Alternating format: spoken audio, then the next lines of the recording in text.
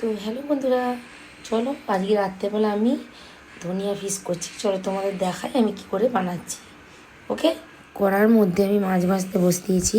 তারপরে মিক্সিং জারের মধ্যে আমি কাঁচা লঙ্কা, টমেটো আর 2-4 কোয়া রসুন আর ধনেপাতা মিক্সিং জারে আমি পিষে নিয়েছি। তো একটু বেশি করে ধনেপাতা আর টমেটোটা দেবে আর কাঁচা লঙ্কাটা দেবে ঝাল অনুযায়ী। হ্যাঁ, কারণ এর বেশি আর কোনো মশলাই পড়বে না। তো পিষে নিয়ে আমি মাছগুলো একে একে তুলে নিলাম। আর সবচেয়ে মেন যেটা আমি দেওয়ার সময় ভিডিওটা করতে ভুলে গেছিলাম, কারণ এত তেল ছিটকাচ্ছিল। তো আমি ভিডিওটা করতে ভুলে গেছিলাম, কারণ ছেলে মেয়ে কেউ আসেনি, আমি একাই ভিডিওটা বানিয়েছি। তো ওই তেলের মধ্যে কিছুটা কালো জিরে দিয়ে তারপরে যেটা মিক্সিতে আমি পিষে রেখেছিলাম ধনেপাতা, টমেটো, কাঁচা লঙ্কা সব দিয়ে দিলাম। দিয়ে ভালো করে একটু নেড়ে চেড়ে ওর মধ্যে হলুদ আর একে একে করে স্বাদ অনুযায়ী নুন, আর তোমার কি করেছিলাম, যে মেয়ে বলেছিল একটু গুঁড়ো লঙ্কা দিয়ে, মেয়ের ডিমান্ড ছিল গুঁড়ো লঙ্কা দেওয়ার জন্য। তো আমি একটু অল্প করে গুঁড়ো লঙ্কা হাফ চামচের মতন দিয়েছিলাম।